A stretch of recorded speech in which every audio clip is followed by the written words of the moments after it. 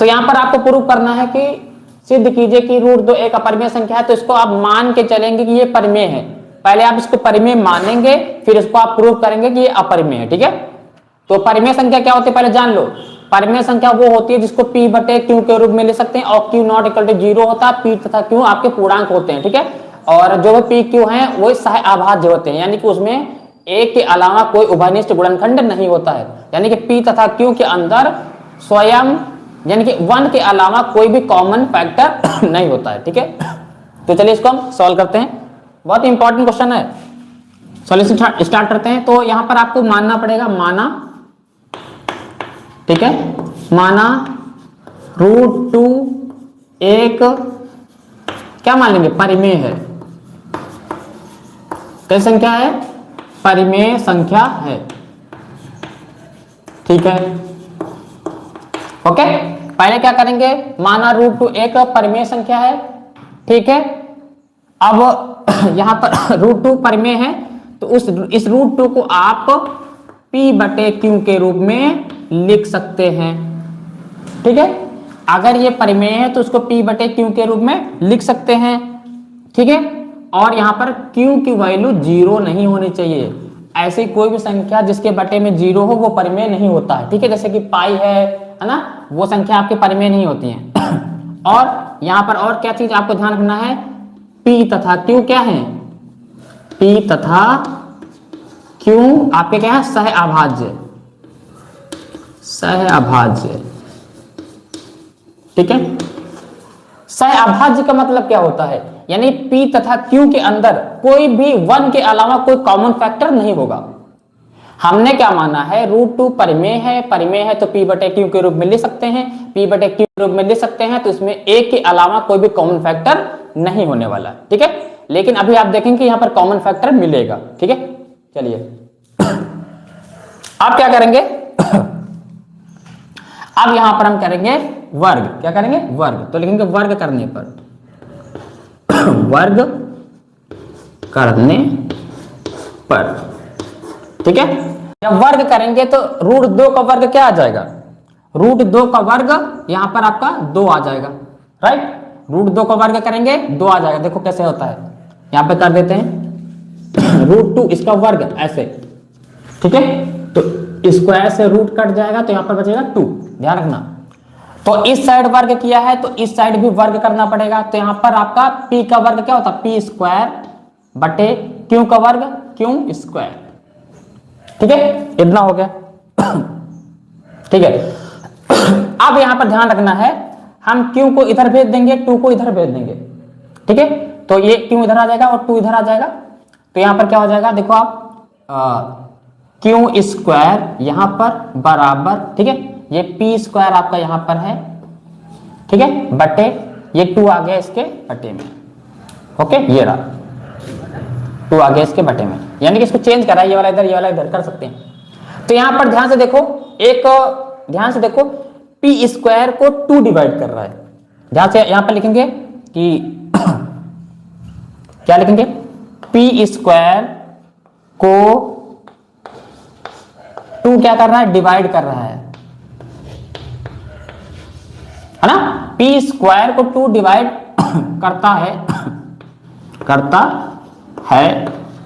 तो p को भी करेगा, p को भी करेगा। ठीक है, ध्यान से देखो, इस p स्क्वायर को अगर 2 डिवाइड कर सकता है, अगर किसी नंबर के स्क्वायर को कोई 2 नंबर डिवाइड करा तो उस नंबर को भी करेगा। कहने मतलब यहां पर देखो, यहां पर अगर यहां पर 4 के स्क्वायर को 2 डिवाइड करेगा, मान लो 4 का स्क्वायर कितना 16 को 2 से भाग करेंगे 8 आ जाएगा। राइट, तो इस 4 को तो कर ही सकता है, 2 2 4 है ना। ठीक है, तो ये चीज इसमें बताया है। और क्या चीज, और यहां पर लेकिन ये किस थ्योरम से आया है, ये 1.2 थ्योरम से, 1.2 प्रमेय से। राइट, इस तरीके से ये हो गया। अब यहां पर थोड़ा सा आपको एक काम करना है, माना एक कांस्टेंट मान लेंगे, माना p बराबर, ध्यान रखना, p p बराबर, अगर √2 की बात हो रही है तो 2c मान लीजिए, ठीक है, c मान लीजिए या फिर कोई भी कांस्टेंट मान लीजिए। अगर 3 रूट है तो यहाँ पर √3 है तो यहाँ पर 3c, √5 है तो 5c, ठीक है, ये आपको मानना पड़ेगा। तो माना p बराबर 2c, है ना। अब इस 2c को आपको इस इक्वेशन में पुट करना पड़ेगा, ठीक है, इस 2c को इस इक्वेशन में पुट करना पड़ेगा। तो इसमें पुट करिए, ठीक है। तो यहां पर देखो क्या है, क्यू स्क्वायर बराबर, है ना, इस p की जगह आपको 2c पुट करना है। 2c ऊपर देखो स्क्वायर लगा है, स्क्वायर लगा देते हैं, अपॉन नीचे कितना है 2 है, राइट। अब इसको हम इधर सॉल्व करने वाले हैं, ठीक है। देखिए ये है आपका क्यू स्क्वायर बराबर, यहां पर ध्यान से देखिए 2 का स्क्वायर कितना हो जाएगा 4 हो जाएगा, और c का स्क्वायर c स्क्वायर, राइट। नीचे कितना आपका 2 है, ठीक है, 2 1 जा 2, 2 2 जा 4, राइट। तो यहां बचा क्यू स्क्वायर बराबर 2c स्क्वायर, है ना। अब ये यहां से ये 2 हट गया है और आ गया इसके बट्टे में। तो आप ध्यान से देखिए यहां पर क्यू स्क्वायर को 2 डिवाइड करा, सेम तरीके से करना है। क्या लिखेंगे लिखेंगे क्यू स्क्वायर को कौन डिवाइड कर रहा है, 2 डिवाइड कर रहा, भाग कर रहा है, 2 डिवाइड, ठीक है, हाँ, क्यू स्क्वायर को 2 डिवाइड करता है, ठीक है। तो क्यू को भी करेगा, राइट, क्यू को भी करेगा। कौन से प्रमेय से, प्रमेय 1.2 से, ठीक है। तो ध्यान से देखिए ध्यान से देखिए यहां पर p स्क्वायर को 2 डिवाइड कर रहा है, यहां पर क्यू स्क्वायर को 2 डिवाइड कर रहा है, तो यानी कि p तथा q 2 से भाज्य हैं, है ना। p तथा q को 2 विभाजित कर रहा है, यानी कि 2 उभयनिष्ठ गुणनखंड है, राइट। यानी कि p तथा q में 2 उभयनिष्ठ गुणनखंड है, p तथा q में 2 कॉमन फैक्टर है। लेकिन हमने यहां पर बात क्या की है, हमने बात की है p तथा q सहअभाज्य हैं। सहअभाज्य का मतलब क्या था, p तथा q में कोई भी कॉमन फैक्टर नहीं है 1 के अलावा। लेकिन यहां पर देखो p तथा q में 2 कॉमन फैक्टर है, क्योंकि p को 2 डिवाइड कर रहा है और q को भी 2 डिवाइड कर रहा है। देखेंगे यहां p तथा q में 2 जो है कॉमन फैक्टर है, क्या है, 2 कॉमन फैक्टर है, यानी गुणनखंड ना, गुणनखंड, तो 2 कॉमन फैक्टर है ना, है ना। इसीलिए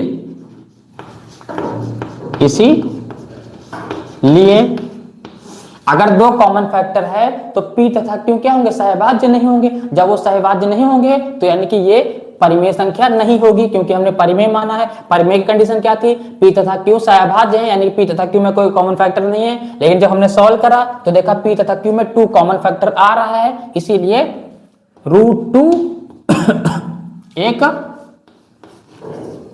अपरिमेय संख्या है, अपरिमेय संख्या है। देखो हमारी जो कल्पना थी कि परिमेय है, उसका विरोधाभास आया है, यानी कि अपोजिट आया है, राइट। तो इस तरीके से इसको सॉल्व कर सकते हैं। ये आ गया है इसका आंसर, करेक्ट, ओके। ये इसका आंसर आ गया है। तो जो भी बच्चे ज्वाइन हुए फटाफट लाइक कर दीजिए। हाँ, थोड़ा तबीयत खराब है, खांसी आ रही है, ठीक है। मैं आपके कमेंट्स पढ़ रहा हूं। हेलो सौरभ, हेलो सौरभ कुमार,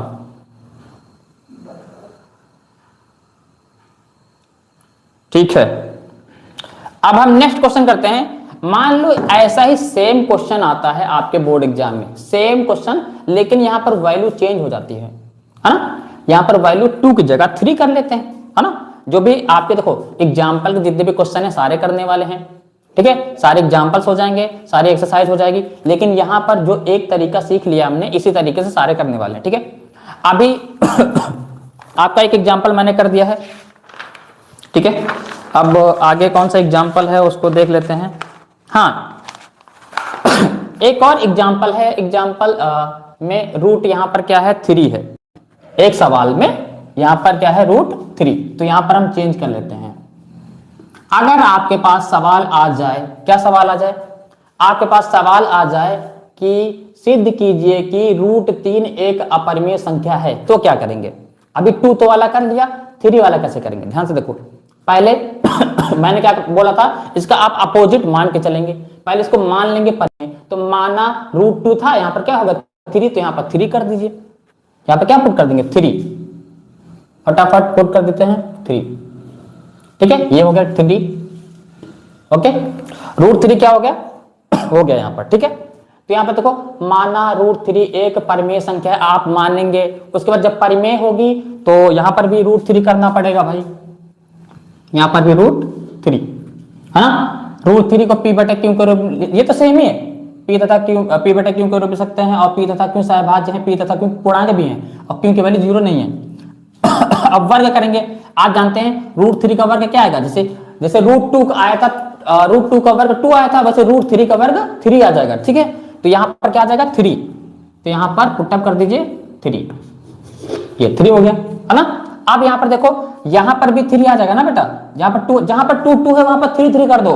यहां पर देखो क्या है, यहां पर कर देंगे 3 है ना। अगर पी स्क्वायर को 3 डिवाइड करता है, देखो पी स्क्वायर को यहां पर कर दीजिए 3 है ना, पी स्क्वायर 3 डिवाइड करता है तो पी को भी करेगा 1.2 प्रमेय से। और यहां पर ध्यान रखो, जब हमने एक माना था, कांस्टेंट माना था p बराबर 2c, लेकिन यहां पर बात हो रही है रूट 3 के 3c मान लेंगे, अगर रूट 5 की बात होगी तो 5c मान लेंगे, ठीक है।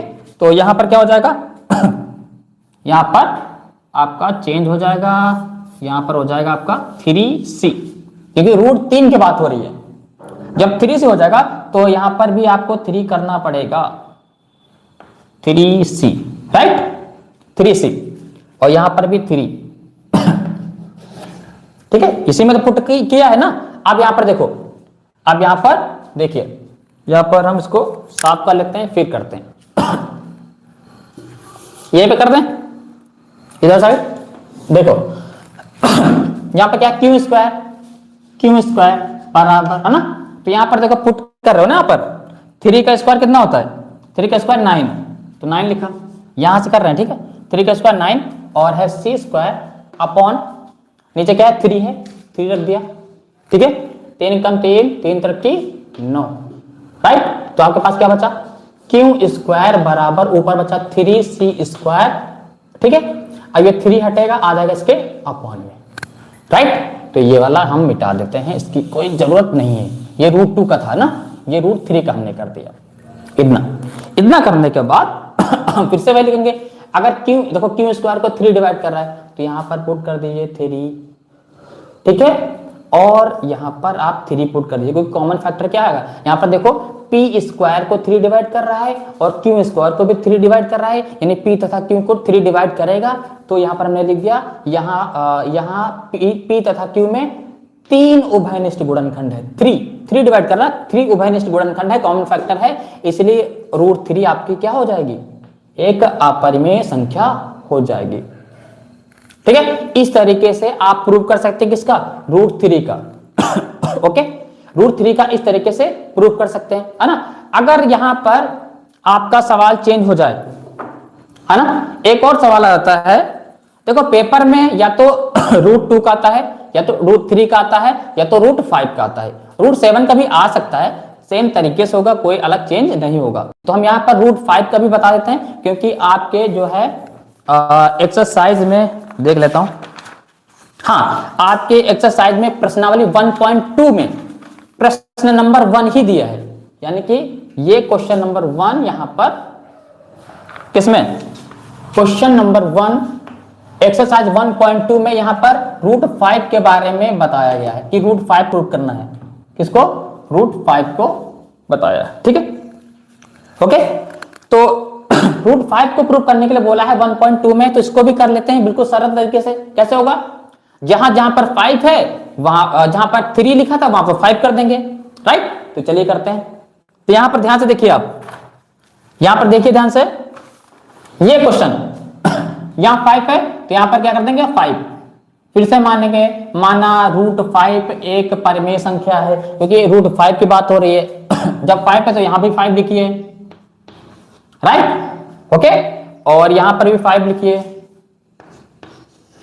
यहां पर भी 5 लिखिए, राइट, और यहां पर भी 5 लिखिए। बस आपका सवाल होते जा रहा है, एक सवाल कर लिया, उसी तरीके से सारे सवाल होने वाले हैं। यहां पर भी ध्यान से देखिए, p बराबर 3c लिया था, लेकिन यहां पर √5 है तो 5c लेना पड़ेगा। क्या लेना पड़ेगा? यहां पर 5c, क्या ले लेंगे? 5c, तो यहां पुट कर दीजिए 5c। ये 5c कहां पुट कर रहे हैं? इस वाले में, ठीक है, और यहां पर भी 5 है, ओके। आगे का काम हम यहां पे कर लेते हैं इसके हिसाब से। देखिए यहां पर क्या है, इसको हम मिटा देते हैं, ठीक है। देखिए क्यू स्क्वायर बराबर 5 का स्क्वायर 25, उसके बाद c का स्क्वायर, क्योंकि c का स्क्वायर लगा है ना, अपॉन 5, राइट, 5 1 जा 5, 5 5 जा 25। यहां पर क्या बचा? क्यू स्क्वायर बराबर ऊपर बचा 5c स्क्वायर ना, 5 हटेगा, आ जाएगा इसके अपॉन में, राइट। तो यहां पर क्यू स्क्वायर को 5 डिवाइड कर रहा, तो यहां पर भी 5 कर दीजिए, ठीक है, और यहां पर भी 5 कर दीजिए, क्योंकि ध्यान से देखेंगे यहां पर p स्क्वायर को 5 डिवाइड कर रहा है और यहां पर q स्क्वायर को भी 5 डिवाइड कर रहा है, तो p तथा q में आपका 5 कॉमन फैक्टर है, 5 उभयनिष्ठ गुणनखंड है, यानी कि 5 दोनों को डिवाइड कर रहा है। जब दोनों को डिवाइड कर रहा है तो जो हमने माना था कि √5 एक परिमेय संख्या है, यहां पर माना था √5 एक परिमेय संख्या, उसका उल्टा आ गया है, क्योंकि परिमेय संख्या में p तथा q सहभाज्य होते हैं, यानी कि उनमें एक के अलावा कोई गुणनखंड नहीं होता है। लेकिन जब हमने निकाला इसको p तथा q में 5 उभयनिष्ठ गुणनखंड आया, 5 कॉमन फैक्टर आया, इसीलिए आपका क्या हो जाएगा? √5 एक अपरिमेय संख्या ही रहेगी, ठीक है। इस टाइप के सवाल करने में आपको बिल्कुल छोटा सा टाइम लगता है, एक सवाल सीख लिया तो वैसे ही सारा हो जाता है। अगर 7 होगा तो 5 की जगह 7 7 7 7 कर देंगे, यहां पर 7 7 49 कर देंगे, राइट। इस तरीके से सारे क्वेश्चंस आप कर सकते हैं। बहुत ही इंपॉर्टेंट क्वेश्चन है, आपके बोर्ड एग्जाम में √2 √3 √5 इसमें से एक क्वेश्चन हमेशा बोर्ड एग्जाम में पूछा जाता है, ठीक है। तो अगर आप पेपर देखेंगे 2026 का पेपर देखेंगे तो उसमें √2 और √3 आए हुए अलग अलग सेट में, है ना, अलग अलग सेट आते हैं, अलग अलग सेट में आप देखेंगे तो √2 या √3 ज्यादातर आता है, ठीक है।